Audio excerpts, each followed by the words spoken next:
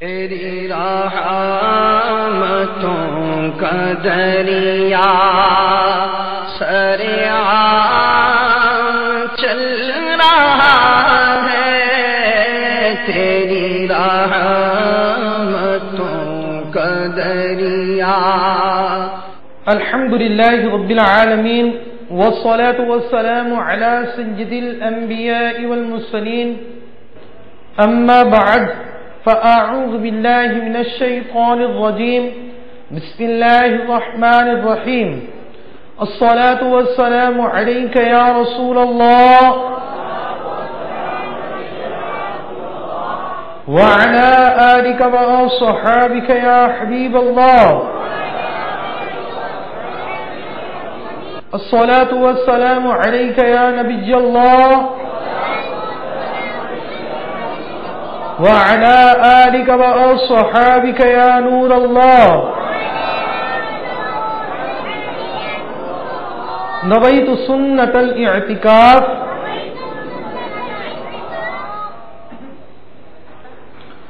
میٹھے میٹھے اسلامی بھائیوں اور مدنی چینل کے ناظرین، جب کبھی بھی داخل مسجد ہوں تو یاد کر کر اعتکاف کی نیت ضرور فرما لیں۔ اس کا فائدہ یہ ہوگا کہ جب تک آپ مسجد میں رہیں گے دیگر عبادات کے ساتھ ساتھ اعتکاف کا ثواب بھی ملتا رہے گا۔ قریب قریب آ کر بیان کی تعظیم کی نیت سے ہو سکے تو 2 زانوں بیٹھ جائیں، اگر تھک جائیں تو جس طرح آپ کو آسانی ہو اسی طرح بیٹھ کر نگاہیں نیچی کیے، توجہ کے ساتھ بیان سنیے کہ لاپرواہی کے ساتھ ادھر ادھر دیکھتے ہوئے، زمین پر انگلی سے کھیلتے ہوئے، لباس بدن یا بالوں وغیرہ کو سہلاتے ہوئے، اور مدنی چینل کے ناظرین گھر کے کام کاج کرتے ہوئے سننے سے اس کی برکتیں زائل ہو جانے کا اندیشہ ہے۔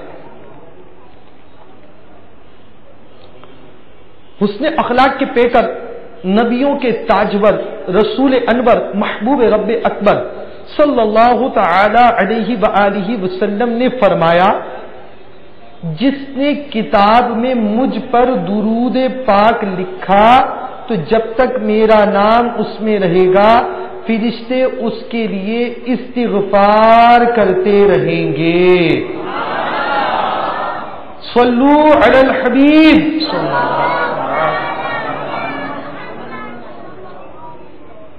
عالم نیت شیخ طریقت امیر اہل سنت حضرت علامہ مولانا محمد الیاس عطار قادری رضوی دامت برکاتہم العالیہ نے نیتوں کا جو گلدستہ عطا فرمایا، اس میں سے چند مدنی پھول۔ نمبر 1، نیک کام بغیر اچھی نیت کے کار ثواب نہیں ہوتا۔ 2، نیک کام میں جس قدر اچھی نیتیں زیادہ اسی قدر ثواب بھی زیادہ۔ نیز شیخ طریقت امیر اہل سنت نے اس پرفتن دور میں آسانی سے نیکیاں کرنے اور گناہوں سے بچنے کے طریقوں پر مشتمل شریعت و طریقت کا جامع مجموعہ بنام مدنی انعامات بصورت سوالات عطا فرمایا۔ ان میں سب سے پہلا مدنی انعام نیتوں ہی کا عطا فرمایا۔ نیت المؤمن خیر من عملہ کے 18 حروف کی نسبت سے سنتوں بھرے اجتماع میں بیان سننے کی 18 نیتیں۔ نمبر 1، حصول رضائے الہی عز و جل کے لیے بیان سنوں گا۔ 2، مسلمانوں کی برکتیں حاصل کرنے کے لیے قریب قریب آ کر سنوں گا۔ 3، بیان کی تعظیم کی نیت سے ہو سکا تو 2 زانوں بیٹھ کر سنوں گا۔ 4، آداب علم دین اور نظروں کی حفاظت کو ملحوظ خاطر رکھتے ہوئے نگاہیں نیچی کیے توجہ کے ساتھ سنوں گا۔ مدنی انعامات پر عمل کرتے باوضو پردے میں پردہ کیے ممکن ہوا تو قبلہ رو بیان سنوں گا۔ یاد رہے کہ بیان سنتے وقت مبلغ کی طرف رخ ہونا چاہیے۔ نیز جب بیان یا اجتماع کے اختتام پر نماز باجماعت ادا کر لیو تو صف بندی کی صورت میں بیٹھا جائے تاکہ نماز پڑھنے کے لیے آسانی ہو۔ جہاں اللہ عز و جل کا نام آئے گا وہاں تعالی یا تبارک و تعالی جیسے کلمات کے ذریعے اللہ رب العالمین کی تسبیح و تحمید کروں گا۔ اسی طرح اذکر اللہ کہا جائے تب بھی اللہ عز و جل کا ذکر کروں گا، یعنی اللہ اللہ کہوں گا۔ جہاں پیارے آقا مکی مدنی مصطفیٰ صلی اللہ تعالی علیہ وآلہ وسلم کا ذکر آئے یا صلو علی الحبیب کہا جائے تو درود شریف عرض کروں گا، یعنی صلی اللہ تعالی علی محمد کہوں گا۔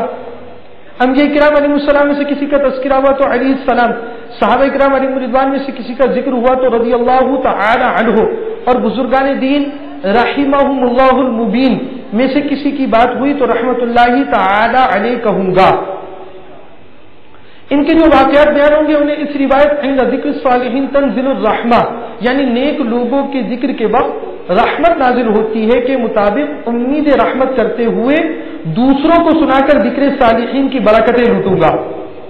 نیت کا موقع ہو تو اس حدیث پاک نیت المؤمن خیر من عملہ، یعنی مومن کی نیت اس کے عمل سے بہتر ہے، پر نظر کرتے ہوئے سچے پکے ارادے کے ساتھ انشاءاللہ کہوں گا۔ کوئی فضیلت بیان کی گئی تو ذکر اللہ کی نیت سے سبحان اللہ کہوں گا۔ توبہ کی ترغیب دلائی گئی یا توبو الی اللہ کہا گیا تو رجوع الی اللہ کی نیت سے شرائط توبہ پر عمل کرتے ہوئے استغفر اللہ کہوں گا۔ جو بیان کیا جائے اس میں سے مختلف مدنی پھول تحریر کروں گا، ان مدنی پھولوں کو دوسروں کے آگے بیان کر کر نیکی کی دعوت عام کرنے کے ثواب کا حقدار بنوں گا۔ بالخصوص گھر میں بیان کر کر ان کی اصلاح کا سامان کروں گا، جو بیان کیا جائے اس پر عمل بھی کروں گا۔ اگر کوئی بات سمجھ میں نہ آئی تو پارہ 14 سورۃ النحل جو کہ قرآن مجید کی ترتیب کے اعتبار سے 16ویں سورت ہے، آیت نمبر 43، پارہ نمبر 14 سورۃ النحل جو کہ قرآن مجید فرقان حمید کے سیکوینس کے اعتبار سے سورت نمبر 16 ہے، آیت نمبر 43۔ فَاسْأَلُوا أَهْلَ الذِّكْرِ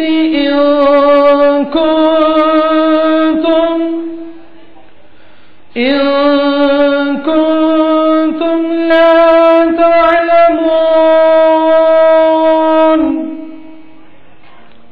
ترجمہ کنز الایمان، تو اے لوگوں علم والوں سے پوچھو اگر تمہیں علم نہیں، پر عمل کرتے ہوئے علماء اہل سنت سے رجوع کروں گا۔ اور ساری دنیا کے لوگوں کی اصلاح کی کوشش کے لیے اجتماع کے اختتام پر راہ خدا عز و جل میں سفر کرنے والے عاشقان رسول کے ساتھ مدنی قافلوں میں سفر کروں گا۔ الى غیر ذلک من نیات کثیرہ، جس قدر نیتیں کریں گے انشاءاللہ عز و جل اسی قدر ثواب کے حقدار ہوں گے۔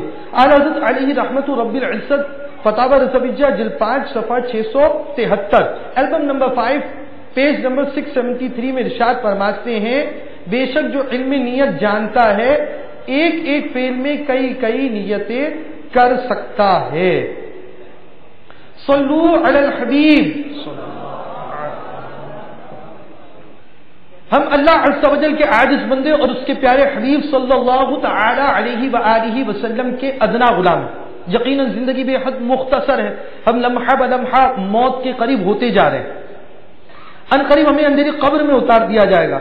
نجات تمام جہانوں کے پالنے والے خدائے احکم الحاکمین جل جلالہ کی اطاعت اور مؤمنین پر رحم و کرم فرمانے والے رسول کریم رؤوف الرحیم صلی اللہ تعالی علیہ وآلہ وسلم کی سنتوں کی اتباع میں 4 مدنی پھول ایسے انہیں سیکھ کر ان پر عمل کر کر اس انفرادی کوشش کے ذریعے دوسروں کو ان کا عمل بنانے کی کوشش کرتے رہیے۔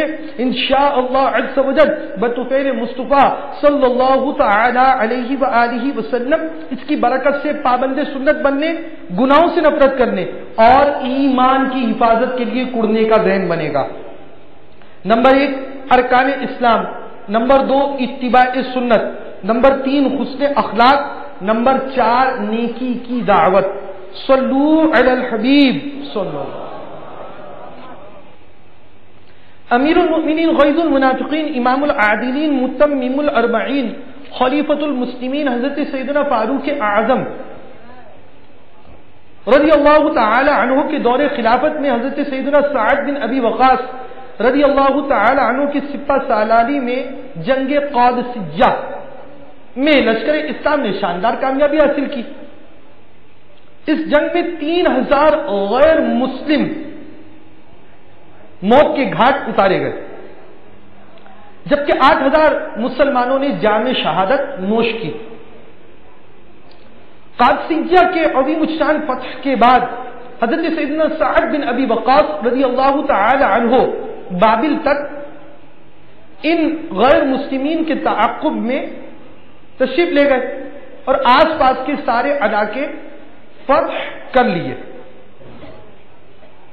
ایران کا پایہ تخت کیپٹل مدائن جو کہ دریائے دجلہ کے مشرقی کنارے پر واقع تھا، یہاں سے قریب ہی تھا۔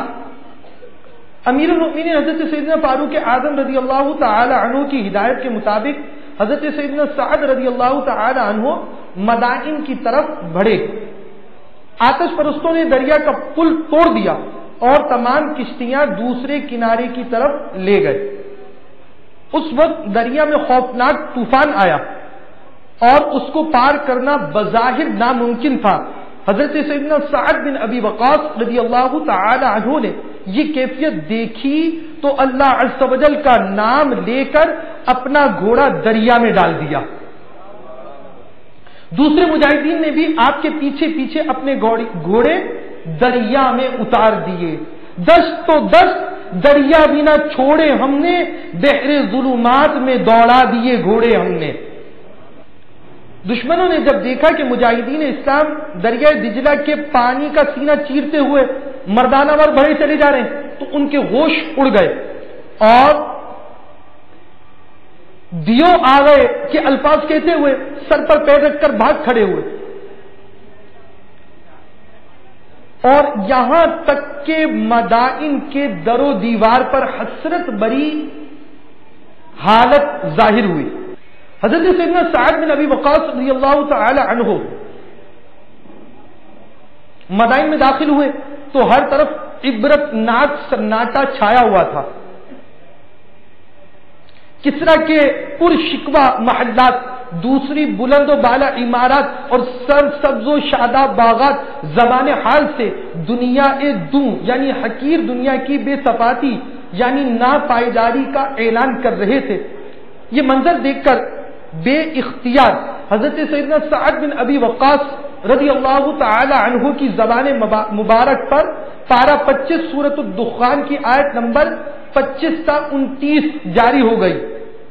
ترجمہ کنز ایمان، کتنے چھوڑ گئے باغ اور چشمے اور کھیت اور عمدہ مکانات اور نعمتیں جن میں فارغ البال تھے، ہم نے یوں ہی کیا اور ان کا وارث دوسری قوم کو کر دیا تو ان پر آسمان اور زمین نہ روئے اور انہیں مہلت نہ دی گئی۔ میٹھے میٹھے اور پیارے پیارے اسلامی بھائیوں، جو کہ کوٹ اتاری فیضان مدینہ کے ہفتہ وار اجتماع میں تشریف فرما ہے، مزید مدنی چینل کے ناظرین بھی سماعت فرمائیے کہ دعوت اسلامی کے اشاعتی ادارے مکتبۃ المدینہ کی مطبوعہ 412 صفحات پر مشتمل کتاب عیون الحکایات حصہ اول صفحہ 74 پر نقل کردہ حکایت کا خلاصہ یہ ہے۔ حضرت سیدنا یزید بن میسرہ رحمۃ اللہ تعالی علیہ فرماتے ہیں کہ پہلی امتوں میں ایک مالدار مگر کنجوس شخص تھا، وہ اللہ عز و جل کی راہ میں کچھ بھی خرچ نہ کرتا، ہر وقت کثرت دھن کی دھن یعنی دولت کی لگن میں مگن رہتا اور اس کی پہم کوشش رہتی کہ بس کسی طرح مال بڑھتا رہے۔ اس ناعاقبت اندیش حریص مال و دولت کی زندگی کے شب و روز اپنے اہل و عیال کے ساتھ خوب عیش و عشرت اور نہایت غفلت کے ساتھ بسر ہو رہے تھے۔ ایک دن اس کے گھر کے دروازے پر کسی نے دستک دی۔ اس غافل دولت مند کے غلام نے دروازہ کھولا تو سامنے ایک فقیر پایا۔ آنے کا مقصد پوچھا، جواب ملا، جاؤ اور اپنے مالک کو باہر بھیجو، مجھے اس سے کام ہے۔ غلام نے جھوٹ بولتے ہوئے کہا، وہ تو تیرے جیسے کسی فقیر کی مدد کے لیے گیا ہے۔ فقیر چلا گیا۔ کچھ دیر بعد دوبارہ دروازہ کھٹکھٹایا گیا۔ غلام نے دروازہ کھولا تو وہی فقیر نظر آیا۔ اب کی بار اس نے کہا، جاؤ اپنے آقا سے بولو میں ملک الموت ہوں۔ اس مال کے نشے میں دھت اور یاد خدا عز و جل سے غافل شخص کو جب یہ پتا چلا تو تھرا اٹھا اور گھبرا کر اپنے غلام سے کہنے لگا، جاؤ اور ان سے انتہائی نرمی کے ساتھ پیش آؤ۔ غلام باہر آئے اور ملک الموت علیہ السلام کی منت سماجت شروع کی۔ عرض گزار ہوئے، آپ ہمارے آقا کے بدلے کسی اور کی روح قبض کر لیجئے اور اسے چھوڑ دیجئے۔ آپ علیہ السلام نے فرمایا، ایسا ہرگز نہیں ہو سکتا۔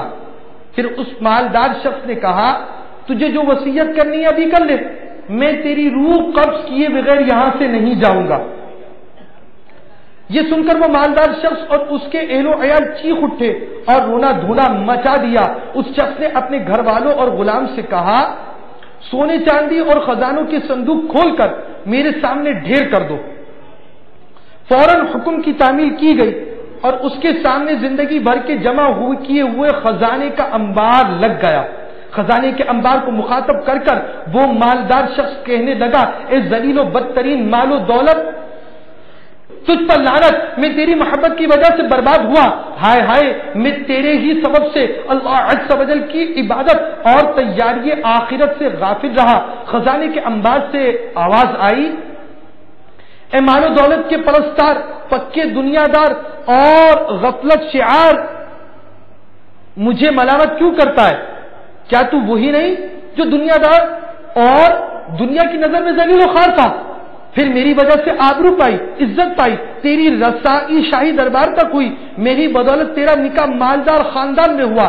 یقیناً یہ تیری ہی بدبختی ہے کہ تو مجھے شیطانی کاموں میں اڑاتا رہا۔ اگر تو راہ خدا عز و جل میں خرچ کرتا تو یہ ذلت و رسوائی تیرا مقدر نہ بنتی۔ بتا، کیا برے کام میں خرچ کرنے اور نیک کاموں میں صرف نہ کرنے کا مشورہ میں نے دیا تھا؟ نہیں، ہرگز نہیں۔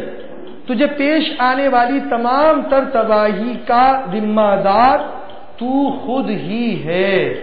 اس کے بعد سیدنا ملک الموت علیہ السلام نے اس کنجوس مالدار کی روح قبض کر لی۔ دولت دنیا کے پیچھے تو نہ جا، آخرت میں مال کا ہے کام کیا؟ مال دنیا دو جہاں میں ہے وبال، کام آئے گا نہ پیشے ذوالجلال۔ میٹھے میٹھے اسٹائل بھائی اور مدنی چینل کے ناظرین، اس مال کی حیثیت کیا ہے؟ عن ابی ہریرہ رضی اللہ تعالی عنہ قال اذا مات المیت قالت الملائکۃ ما قدم وقال الناس ما خلف۔ حضرت ابو ہریرہ رضی اللہ تعالی عنہ سے مروی ہے، جب بندہ مر جاتا ہے تو فرشتے اس سے کہتے ہیں اس نے آگے کیا بھیجا، جبکہ لوگ کہتے ہیں پیچھے کیا چھوڑا۔ میٹھے میٹھے صاحب اور مدنی چینل کے ناظرین، مال کی حقیقت اس روایت عالی شان سے بخوبی سمجھی جا سکتی ہے۔ ایک شخص نے زندگی پر مال جمع کیا، مال جمع کرنے کے بعد وہ اپنے مال کے جمع کرنے کے اوپر ایسا مگن رہا، نماز نہیں پڑھی۔ نماز پڑھی، جماعت سے نہ پڑھی۔ اگر اس نے جماعت سے پڑھنے کا ذہن بنایا تب بھی پابندی ہو نہ سکی، نماز کے مسائل عمر بھر سیکھ نہ سکا اور اسی انداز سے زندگی گزاری۔ صرف مال کمانے ہی کے معاملے کے اندر نماز کی کوتاہی کے ساتھ ساتھ مال کمانے کے لیے مشقت اٹھائی، روزے چھوڑ دیے، مال زیادہ ہوا زکات دینے میں بخل کیا، مال زیادہ ہوا صدقہ دینے میں ہاتھ روکا، مال زیادہ ہوا خرچ کرنے سے اپنے آپ کو بچایا، اور مال اس انداز سے خرچ کرتا رہا، جمع کرتا رہا، جمع کرنے میں حلال و حرام کو نہ سمجھا۔ آپ کہتے ہیں میں مال کے بالکل حلال طریقے سے گزارتا ہوں، جمع کرتا ہوں، میری مال جو جمع کرنے کا طریقہ ہے وہ بالکل حلال طریقہ ہے۔ میرا ایک سوال ہے، آپ نے مال کمانا سیکھا، آپ نے مال کمانا سیکھا کس انداز سے؟ کسی استاد کے پاس بیٹھ کر، اپنے والدین کے ساتھ کسی دکان پر جا کر آپ نے کاروبار سیکھا، سمجھا، اس معاشرے کے ساتھ اٹھے بیٹھے اور اس طریقے سے آپ نے کاروبار سیکھا اور کاروبار سیکھ کر نفع کمایا، جو چیز نظر آ رہی ہے اس نتیجے کو حاصل کیا کہ یہ مال کا 100 روپے کا بیچا، 200 کا، 50 اس پر خرچ کر دیا، 50 کا نفع ہوا۔ یہ چیز جو سامنے نظر آ رہی ہے، آپ کے سامنے نتیجہ ظاہر ہو گیا۔ اب اس نتیجے کے بنسبت آپ یہ تو کہہ سکتے ہیں کہ یہ میں نے مال کا نفع حاصل کیا، مگر مال کے حلال اور حرام کے حوالے سے ضروری احکام سیکھے، کسی عالم سے سمجھے، کسی کو بتایا، کسی سے پوچھا، کسی کو سنایا؟ کیا ہمارے ساتھ پیش آنے والے کاروبار کے مسائل سے ہم آگاہ ہو سکے؟ کیا ہم آج تک اپنے کاروبار کی شرعی اسکیننگ کرا سکے؟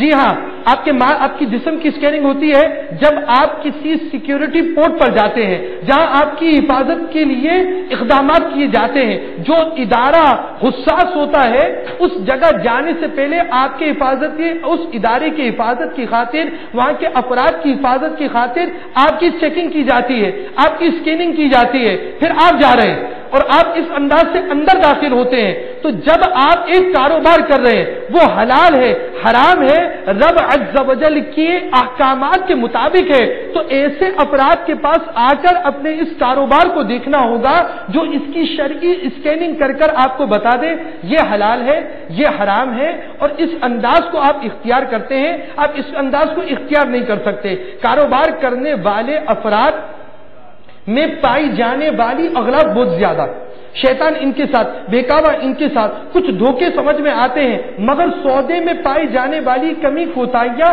عام طور پر ہماری سمجھ میں نہیں آتی۔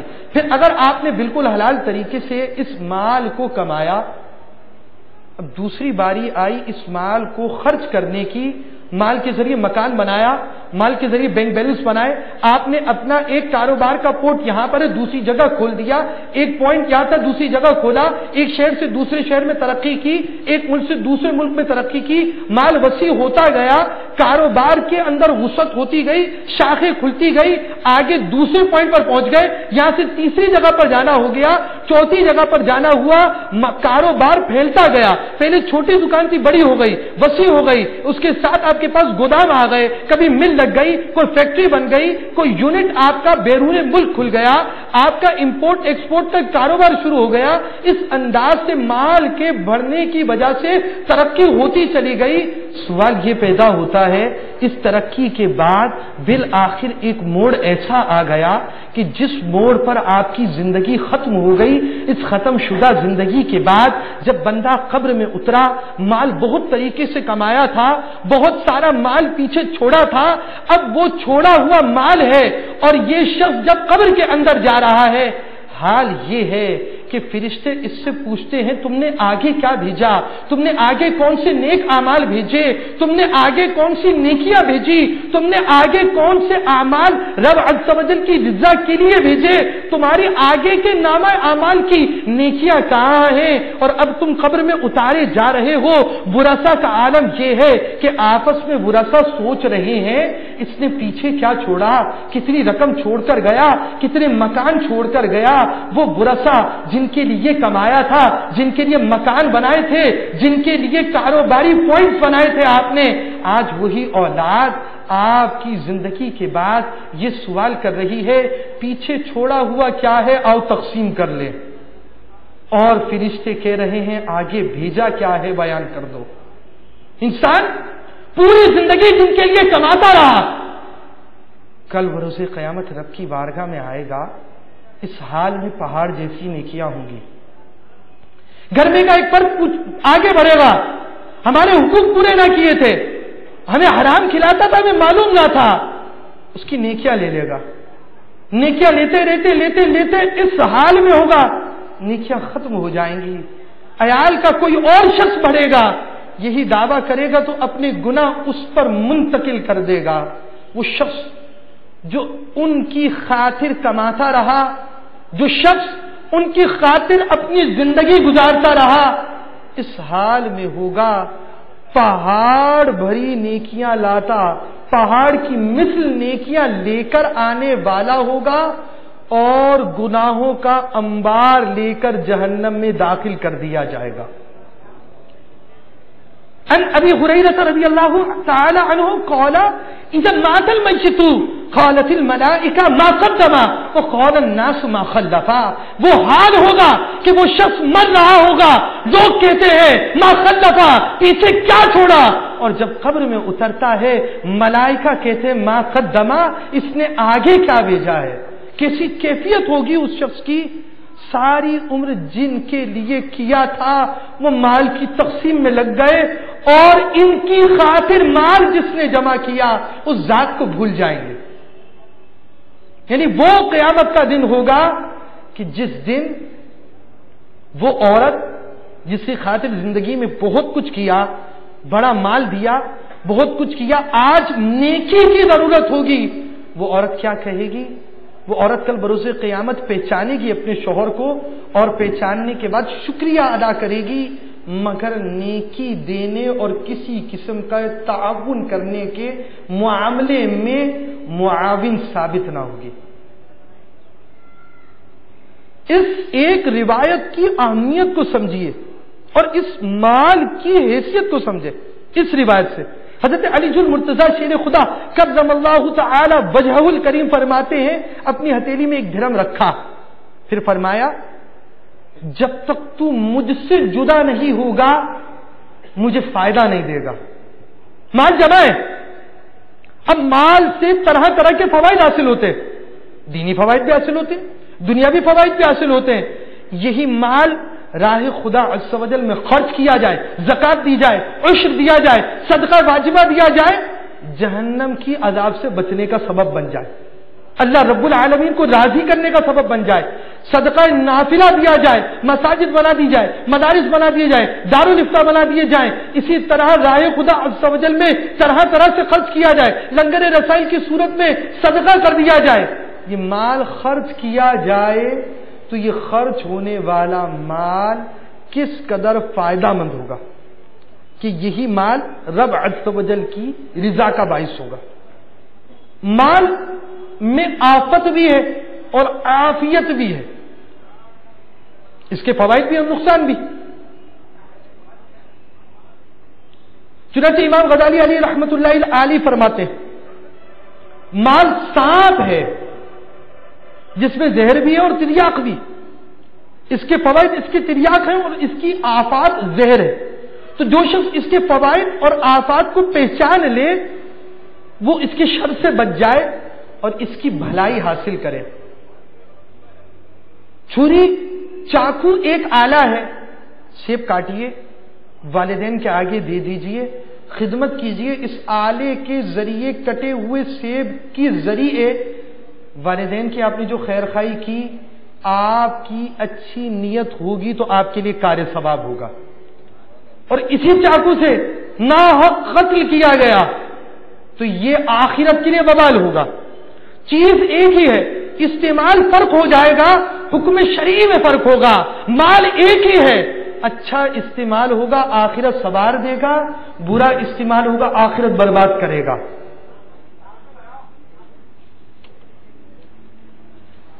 اس کو خرچ کرنے کے دینی فوائد بھی، دنیاوی فوائد بھی.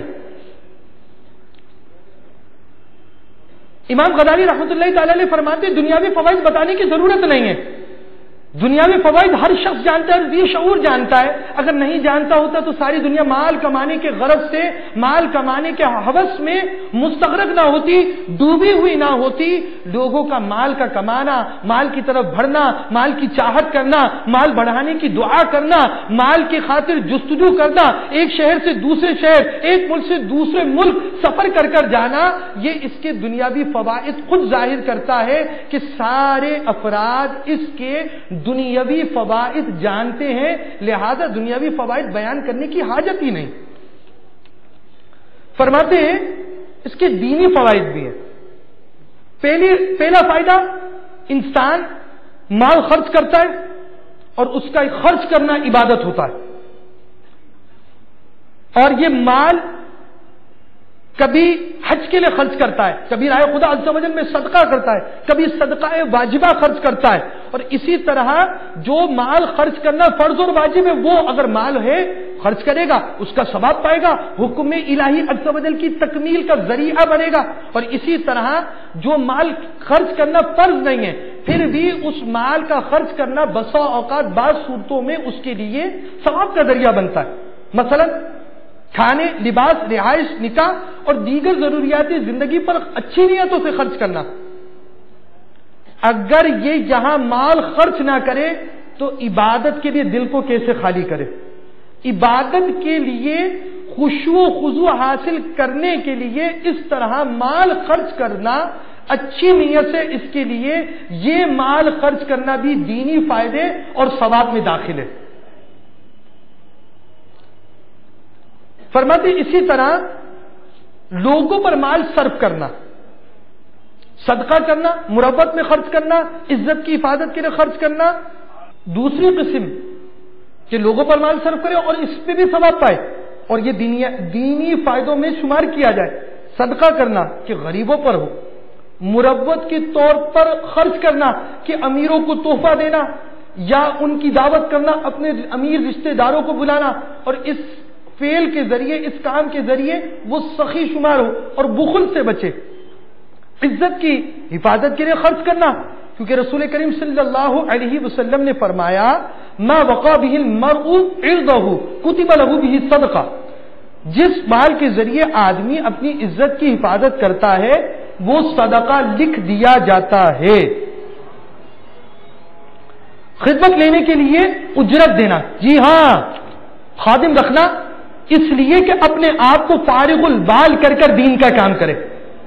جو شخص صاحب ثروت ہے، مال رکھتا ہے، اپنے آپ کو فارغ کرنے کے لیے اپنے دکان پر ملازم بڑھا دیتا ہے، اپنی فیکٹری میں ملازم بڑھا دیتا ہے، دوسروں کو مدنی قافلوں میں سفر کرنے کے لیے خود مدنی قافلوں میں سفر کر لے، اپنا متبادل بنا لے، کچھ دن جو آپ کا کاروبار شمار کر لے، آپ 12 ماہ میں 30 دن اور ہر 30 دن میں 3 دن مدنی قافلے میں سفر کر سکے، اس غرض سے آپ نے عملہ بڑھایا یا آپ نے اس لیے عملہ بڑھایا فرض نماز کی پابندی صحیح ہو سکے، جماعت کی اچھے انداز سے رعایت ہو سکے اور اپنے کاروباری اوقات کار کے اندر نیکی کی دعوت کی صورت بن سکے، تسبیح کی صورت بن سکے، قرآن مجید فرقان حمید مع ترجمہ قرآن و تفسیر پڑھنے کی صورت بن سکے، علم دین حاصل کرنے کی صورت بن سکے، مکتبۃ المدینہ سے شائع کردہ کتب کا مطالعہ کرنے کی ترکیب بن سکے، دوسروں اسلامی بھائیوں اور اہل ثروت اسلامی بھائیوں پر انفرادی کوشش کے ذریعے انہیں دین کی طرف راغب کرنے کی صورت بن سکے، تو اب یہ ایسا ملازم اجرت پر رکھنا یہ بھی دینی طور پر خرچ کرنے کے زمرے میں آئے گا۔ تیسری قسم کسی خاص آدمی پر نہیں بلکہ عمومی طور پر آئے خدا عز و جل میں خرچ کرے، مثلا مساجد بنا دے، پل بنائے، سرائے بنائے، اور اسی طرح پانی کی سبیل لگائے، جامعۃ المدینہ بنا دے، مدرسۃ المدینہ بنا دے، دارالفتہ اہل سنت بنا دے، فیضان مدینہ بنا دے، اسی طرح دیگر مساجد کو بنا دے، تو اب اس انداز سے اس کا خرچ کرنا بھی دینی طور پر خرچ کرنا شمار کیا جائے گا۔ فرماتے یہ تو تھی مال کے فائدے، دنیاوی فائدے آپ نے بیان نہیں کیے، کا لوگ جانتے ہیں، دینی آپ نے یہ فائدے بیان کیے۔ اب آپ فرماتے ہیں مال کی آفات بھی، اور آفات دینی بھی دنیاوی بھی۔ پہلی دینی آفت یہ کہ مال جب زیادہ ہوتا ہے عمومی طور پر بندہ گناہ بھی زیادہ کرتا ہے، تو مال کی ایک بڑی آفت یہ کہ مال بندے کو گناہوں میں مبتلا کرتا ہے۔ کہتے یہ تو ایک وہ درجہ ہے کہ مال کی یقینی طور پر بری آفت ہے، اب ایک اور درجہ بھی ہے مال کی آفت کا۔ وہ فرماتے مباح کاموں میں زیادہ خرچ کرتا ہے، عیش و عشرت پہ زیادہ خرچ کرے گا، پنکھے کی جگہ اے سی کی صورت آ جائے گی، اسی طرح دیگر آسائشوں پر بڑھتا چلا جاتا ہے، اور اس کا نقصان کیا ہوتا ہے؟ جب آسائش کی عادت پڑ جاتی ہے، اب حلال کمائی کے ذریعے جب وہ آسائش میسر نہیں ہوتی تو حرام کا راستہ اختیار کر کر وہ آسائش حاصل کرتا ہے۔ اس کی ایک آفت اور بھی ہے، وہ یہ کہ یہ مال بندے کو اللہ کے ذکر سے غافل کر دیتا ہے۔ حضرت عیسیٰ روح اللہ علی نبینا و علیہ الصلوۃ والسلام نے فرمایا مال میں 3 آفات ہیں، ایک یہ کہ حرام طریقے سے حاصل کرے، عرض کی گئی اگر حلال طریقے سے حاصل کرے، فرمایا اسے ناحق استعمال کرے، پوچھا اگر صحیح مقام پر خرچ کرے، فرمایا اس کی اصلاح اسے اللہ تعالی سے غافل کر دیتی ہے۔ یعنی مال زیادہ ہونے والا شخص سے پوچھا جائے آپ مال کماتے ہیں حلال کماتے ہیں یا حرام، وہ کہے حلال، آپ مال آپ نے حلال کمایا، آپ نے خرچ بھی حلال طریقے سے کیا، شادی بیاہ میں بیجا رسومات پر تو نہیں خرچ کیا، آپ نے اپنے گھر کے اندر ایسے گناہوں بھرے آلات رکھے جس کے ذریعے گناہ کیا جا سکتا ہو، گناہ بھرے سلسلے دیکھے جا سکتے ہو، گناہ بھرے پروگرام دیکھے جا سکتے ہو، ایسے آلات کو گھر کے اندر داخل کیا یا نہیں کیا، آپ کے گھر میں پے پردگی کا سامان اس رقم کی وجہ سے زیادہ ہوا یا نہیں ہوا، آپ نے اس رقم کے ذریعے ناجائز ذریعے اختیار کیے یا نہیں کیے۔ اگر آپ نے یہ کوئی بھی رقم ناجائز طور پر خرچ نہ کی تو تیسری بات پھر بھی اس کا نقصان یہ ہے کہ آپ اس مال کی حفاظت کے لیے اللہ کے ذکر سے غافل تو نہ ہوئے۔ یہ مال کے 3 نقصان درجہ بدرجہ اور ایک تعداد اس کے اندر مبتلا ہے۔ مال کے فوائد، مال کے نقصانات بے بہا ہیں۔ غرض یہ کہ انسان مال کے فوائد کو اسی وقت حاصل کر سکتا ہے جب مال کے نقصانات کو سمجھے۔ مال کے نقصانات کو سمجھیے اور مال کو بقدر ضرورت خرچ کرنے کا ذہن بنائیے اور دعوت اسلامی کے مدنی ماحول میں رت بس جائیے۔ دعوت اسلامی کے مدنی ماحول کی کیا برکت ہے؟ دعوت اسلامی کے مدنی ماحول کی برکتوں سے بے روزگاروں کو روزگار بھی ملتا، بدوکار نیکوکار بنتے اور کئی طرح کی مدنی بہاریں سر عام آ جاتی ہیں۔ آپ کی ترغیب و تحریض کے لیے ایک مدنی بہار آپ کے گوش گزار کرتا ہوں۔ بابل مدینہ کراچی کے مقیم اسلامی بھائی کے بیان کا لب لباب ہے۔ 6 ماہ سے میں بے روزگار تھا، روزگار کی کوئی سبیل نہ بن پاتی تھی، بے روزگاری و بڑھتی مہنگائی نے پریشان کر دیا تھا۔ اسی عالم میں میرے شب و روز کٹ رہے تھے۔ میں نے سن رکھا تھا کہ مدنی قافلے میں دعائیں قبول ہوتی ہیں، چنانچہ میں نے مدنی قافلے میں عاشقان رسول کے ساتھ سنت و بھرا سفر اختیار کیا۔ الحمدللہ عز و جل مدنی قافلے کی برکت سے نہ صرف علم دین سیکھنے کا جذبہ ملا بلکہ مجھے جلد ہی روزگار مل گیا۔ مزید برآں یہ کہ میں نے اپنے والد صاحب کے ہمراہ رمضان المبارک میں عمرہ کرنے کی بھی سعادت حاصل کی، اور یہ بیان دیتے وقت میں حلقہ مشاورت یعنی چند مساجد کے خادم کی حیثیت سے دعوت اسلامی کے زیر اہتمام مدنی کاموں کی دھومیں مچانے میں مصروف ہوں۔ بیان کو اختتام کی طرف لاتے ہوئے سنت کی فضیلت اور سنت و عادات میں سے چند مدنی پھول آپ کے گوش گزار کرتا ہوں۔ یاد رکھیے اب مختلف مدنی پھول پیش کیے جائیں گے، ہر مدنی پھول کو سنت رسول مقبول علی صاحب الصلاۃ والسلام پر محمول مت فرمائیے۔ ان میں سنتوں کے علاوہ بزرگان دین رحمہم اللہ المبین سے منقول مدنی پھولوں کا بھی شمول ہے۔ جب تک یقینی طور پر معلوم نہ ہو کسی عمل کو سنت رسول نہیں کہہ سکتے۔ تاجدار رسالت شہنشاہ نبوت مصطفیٰ جان رحمت شمع بزم ہدایت نوشائے بزم جنت صلی اللہ تعالی علیہ وآلہ وسلم کا فرمان جنت نشان ہے، جس نے میری سنت سے محبت کی اس سے مجھ سے محبت کی، اور جس نے مجھ سے محبت کی وہ جنت میں میرے ساتھ ہوگا۔ سینہ تیری سنت کا مدینہ بنے آقا، جنت میں پڑوسی مجھے تم اپنا بنانا۔ گیسو رکھنا نبی جی پاک کی سنت ہے کہ باعث روح کی نسبت سے زلفوں اور سر کے بالوں وغیرہ کی باعث مدنی پھول۔ نمبر 1 نبی جی پاک صلی اللہ علیہ وسلم کی مبارک زلفیں کبھی نصف یعنی آدھے کان مبارک تک تو کان مبارک کی لو تک، اور بعض اوقات بڑھ جاتی تو مبارک شانوں یعنی کندھوں کو جھوم جھوم کر چومنے لگتی۔ ہمیں چاہیے کہ موقع بموقع تینوں سنتیں ادا کریں، یعنی کبھی آدھے کان تو کبھی پورے اور تو کبھی کندھوں تک زلفیں رکھیں۔ کندھوں کو چھونے کی حد تک زلفیں بڑھانے والی سنت کی ادائیگی عموماً نفس پر زیادہ شاق یعنی بھاری ہوتی ہے، مگر زندگی میں ایک آدھ بار تو ہر ایک کو یہ سنت ادا کر لینی چاہیے۔ البتہ یہ خیال رکھنا ضروری ہے کہ بال کندھوں سے نیچے نہ ہونے پائیں۔ پانی سے اچھی طرح بھیگ جانے کے بعد زلفوں کی درازی یعنی لمبائی خوب نمایاں ہو جاتی ہے، لہذا جن دنوں بڑھائیں ان دنوں غسل کے بعد کنگھی کر غور سے دیکھ لیں کہ کہیں بال کندھوں سے نیچے تو نہیں جا رہے۔ میرے آقا اعلی حضرت رحمت اللہ تعالی علیہ فرماتے ہیں عورتوں کی طرح کندھوں سے نیچے بال رکھنا مرد کے لیے حرام ہے. سد الشریعہ بدو طریقہ حضرت علامہ مولانا مفتی محمد امجد علی آدمی علیہ رحمت اللہ القوی فرماتے ہیں مرد کو یہ جائز نہیں کہ عورتوں کی طرح مال بڑھائے. بعض صوفی بننے والے لمبی لمبی لٹیں بڑھا لیتے ہیں جو ان کے سینے پر سانپ کی طرح لہراتی ہیں, اور بعض چوٹیاں گونتے ہیں یا جوڑتے, یعنی عورتوں کے طرح بال اکٹھے کر کر گدی کی طرف گاٹھ بنا لیتے ہیں.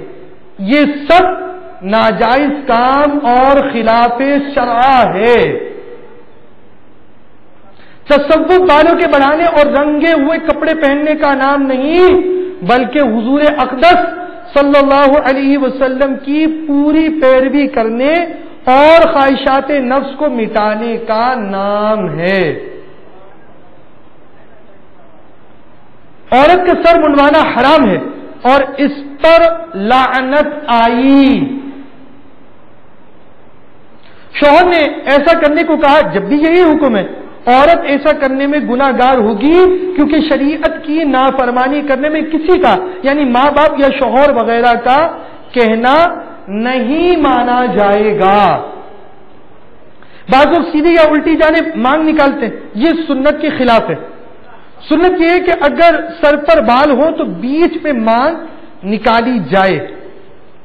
سرکار مدینہ صلی اللہ تعالی علیہ وآلہ وسلم سے بغیر حج کے کبھی سر منڈوانا ثابت نہیں.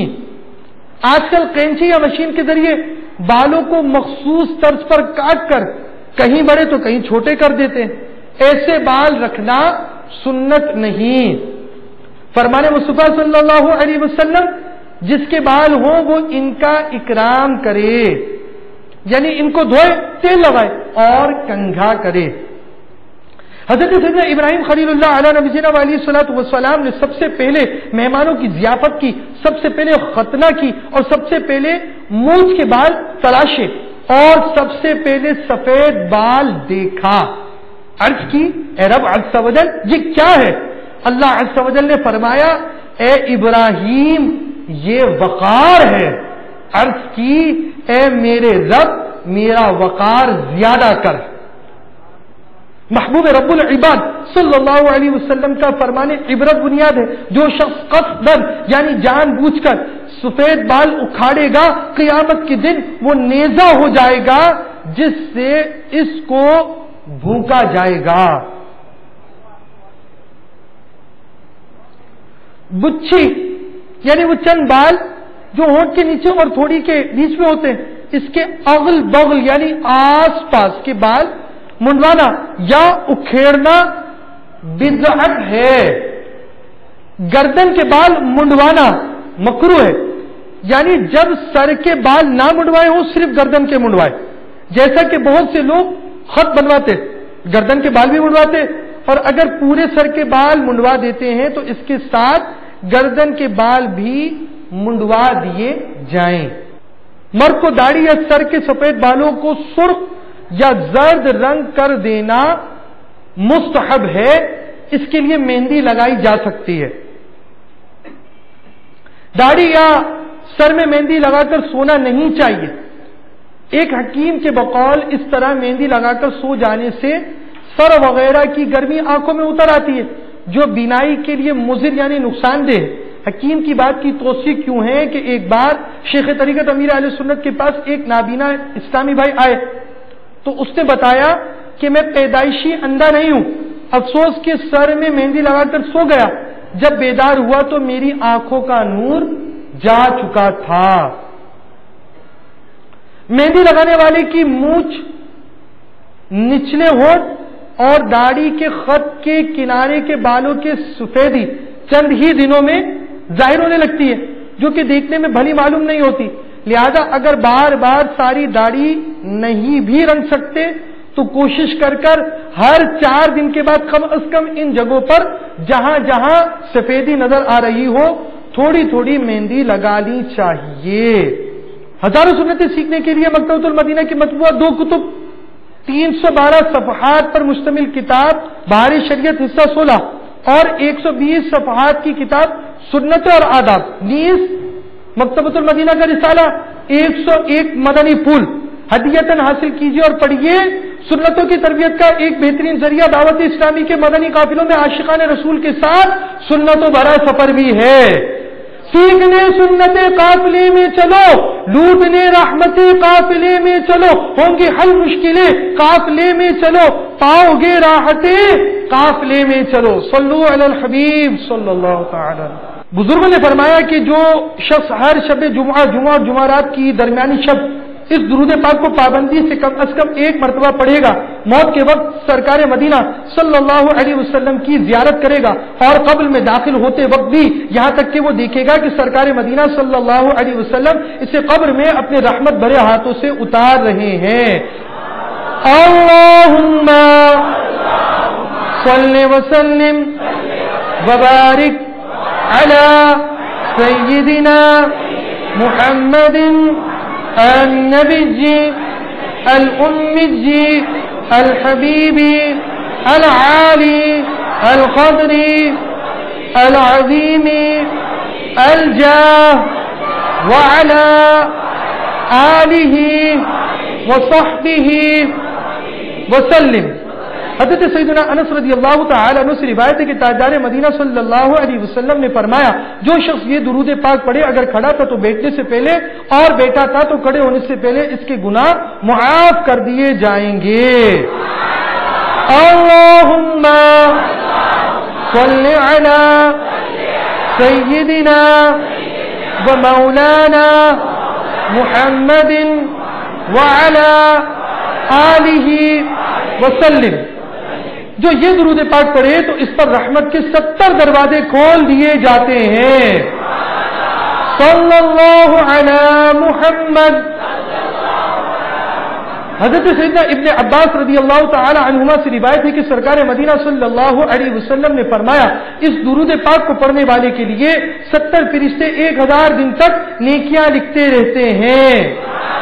جزا اللہ عنا محمد ما ہوا اہلہ. ایک دن ایک شخص آیا تو حضور انور صلی اللہ علیہ وسلم نے اسے اپنے اور صدیق اکبر رضی اللہ تعالی عنہ کے درمیان بٹھایا. اس سے صحابہ اکرام علیہم رضوان کو تعجب ہوا کہ یہ کون ذی مرتبہ ہے. جب وہ چلا گیا تو سرکار مدینہ صلی اللہ علیہ وسلم نے فرمایا جب یہ درود پاک پڑھتا ہے تو یوں پڑھتا ہے اللہم صلی علی محمد کما تحب وترضى. لا صلو علی الحبیب. اب انشاءاللہ عز و جل ذکر ہوگا دعا صلاۃ السلام پر ہمارا اجتماع اختتام پذیر ہوگا. لا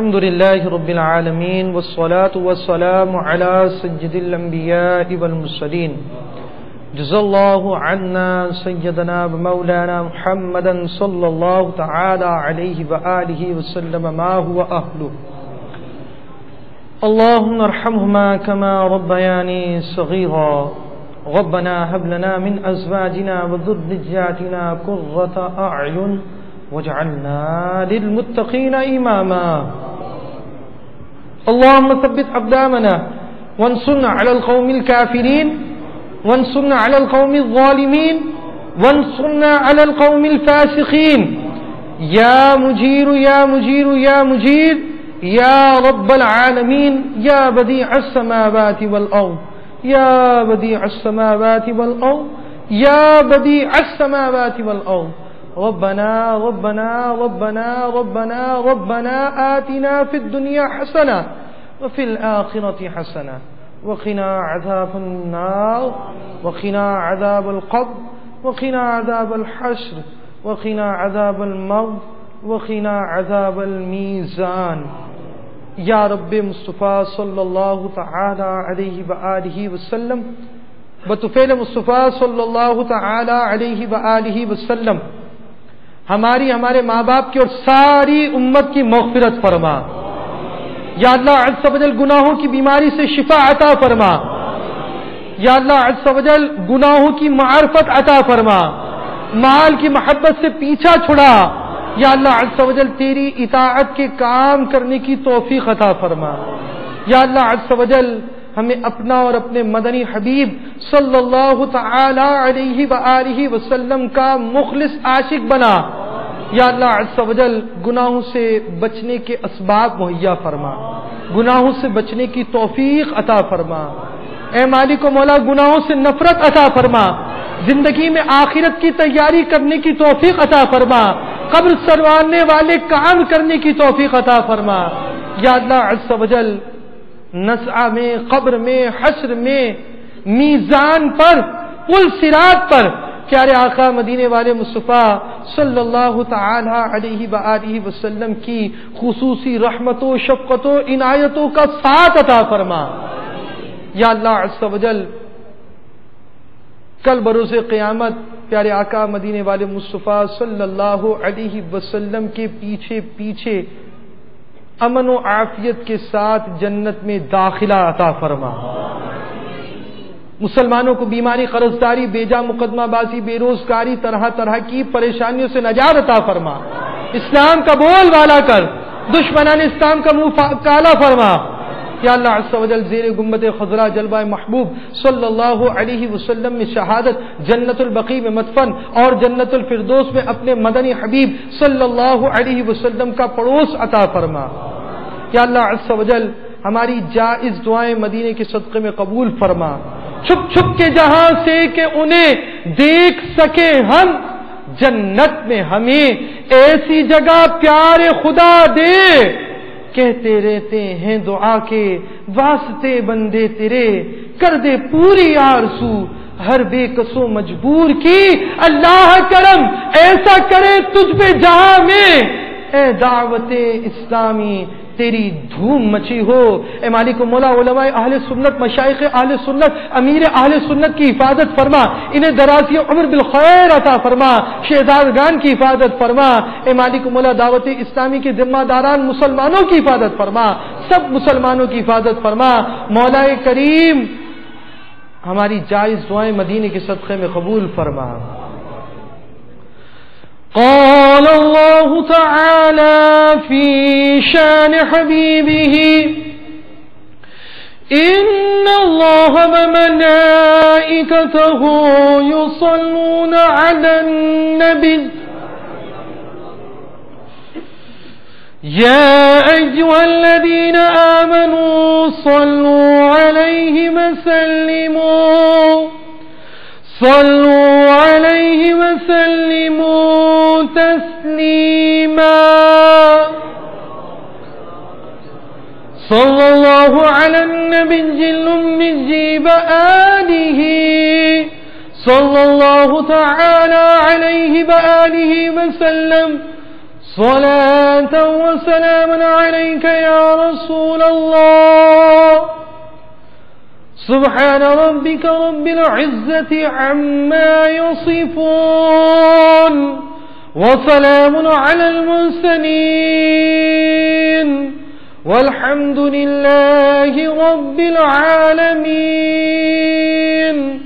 لا إله إلا الله محمد رسول الله صلى الله تعالى عليه وآله وسلم.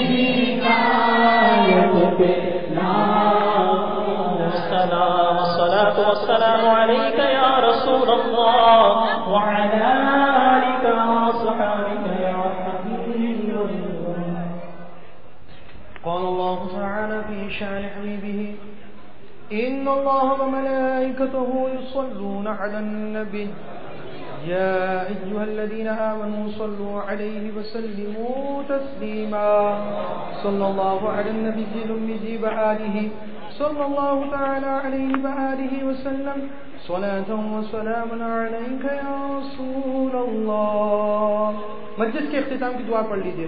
سبحانک اللہم وبحمدک لا الہ الا انت استغفرک واتوب الیک. سبحانک اللہم وبحمدک لا الہ الا انت استغفرک واتوب الیک. سبحانک اللہم وبحمدك لا إله إلا أنت أستغفرك وأتوب إليك.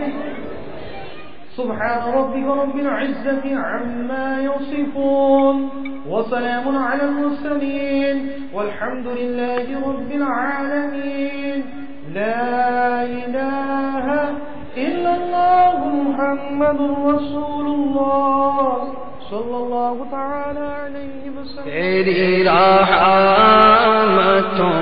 کا دریا سریعان چل رہا ہے، تیری رحمتوں کا دریا